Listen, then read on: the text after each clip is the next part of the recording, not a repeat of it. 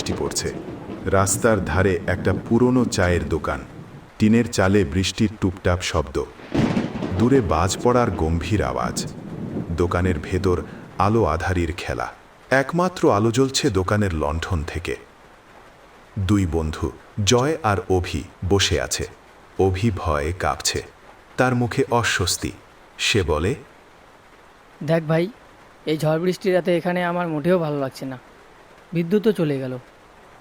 চল না বাড়ি যাই। তুই এত ভয় পাচ্ছিস কেন ভাই? আমি তো আছি নাকি? ভয় পাওয়ারই তো কথা। এই সময়টা এই রাস্তাটা একেবারে খালি থাকে যে, আর কেউ থাকে না। শুধু শুধু শুধু কি কাকু? পুরনো স্কুল ঘরের সেই ঘন্টাটা আজও বেজে ওঠে মাঝে মাঝে। 15 বছর হয়ে গেল স্কুলটা বন্ধ হওয়ার, কিন্তু এখনো অনেকে বলে অনেকে নাকি হারিয়ে গেছে। ওয়াও, আচ্ছা তাহলে একটু বলুন না, আমার ভূতের গল্প দারুণ লাগে। তোমরা শুনতে চাও? তবে বলি শোনো। তোমাদের মতোই এক ইয়ং ছেলের গল্প। তার নাম ছিল রুদ্র। এই গ্রামেরই ছেলে। 12 বছর আগের কথা। রুদ্র সেনগুপ্ত কলকাতায় বিজ্ঞাপন সংস্থায় কাজ করে। বাবার মৃত্যু আর মায়ের ফোনের পর কাগজপত্রের কাজে তাকে গ্রামে ফিরতে হয়। বাস থেকে নামতে বেশ রাত হয়ে যায় রুদ্রের। সময় রাত 8টা। হালকা বৃষ্টি শুরু হয়েছে।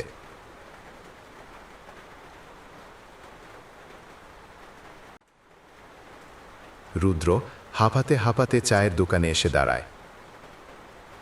একটা চা দেবেন? আরে রুদ্র নাকি? অনেকদিন পর যে। তা তো রাত কেন রে বাবা? এই তো সবে 8টা বাজে, এত রাত বলছেন যে? গ্রামের মানুষ কি এত তাড়াতাড়ি শুয়ে পড়েছে নাকি? সে তো ঠিক আছে, কিন্তু এখন কি করে বাড়ি যাবে? কেন বলুন তো? রাস্তাঘাটের অবস্থা তেমন ভালো না বাবা। আজ রাতে তুমি না হয় আমার বাড়িতেই থেকে যাও। আপনারা এখনও এসব বিশ্বাস করেন? আপনি বাবার ভালো বন্ধু ছিলেন বলে এসব শুনছি। আচ্ছা বলেন তো, কি আছে ওই রাস্তায়? স্কুলের পাশ দিয়ে যাস না রে বাবা, ওই রাস্তাটা ভালো না। বুঝেছি, আপনি বলছেন ওই স্কুলে ভূত আছে। হ্যাঁ বাবা, তুমি যেও না। ভূত প্রেত এগুলোতে আমি বিশ্বাস করি না। ওই স্কুলে তো আমিই পড়েছি।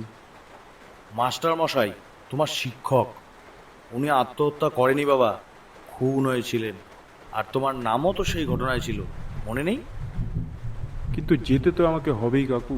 চললাম, কাল সকালের বাসে আবার আমার কলকাতায় ফিরতে হবে। অফিসের গুরুত্বপূর্ণ কাজ আছে।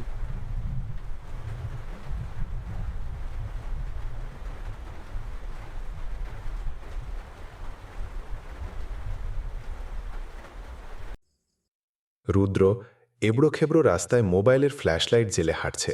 বাতাসে মাটির গন্ধ ভাসছে, যেন শহরের ব্যস্ততায় হারিয়ে যাওয়া নিজেকে ফিরে পাচ্ছে। হাঁটতে হাঁটতে সে পুরনো স্কুলের সামনে এসে পড়ে। স্কুলের দৃশ্য তাকে ছেলেবেলার কথা মনে করায়। হঠাৎ ঘণ্টার শব্দ। রুদ্র স্তব্ধ হয়ে যায়। কিসের টানে যেন সে স্কুলের ভেতরে প্রবেশ করে। সেখানে হঠাৎ মাস্টার মশাইয়ের আবির্ভাব। তুমি এসে গেছো রুদ্র? আপনি আপনি তো মারা গেছেন।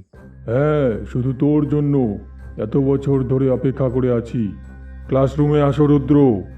কিসের টানে যে রুদ্র অবাধ্য ছাত্রের মতো মাস্টার মশাইয়ের সব কথা মানছে, তা কারোরই জানা ছিল না। তুমি পালিয়ে গিয়েছিলে রুদ্র, আমি তো তোমায় ভালোবাসতাম।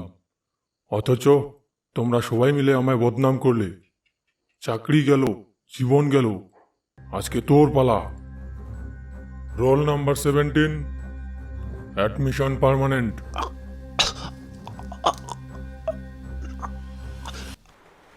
বৃষ্টি পড়ছে।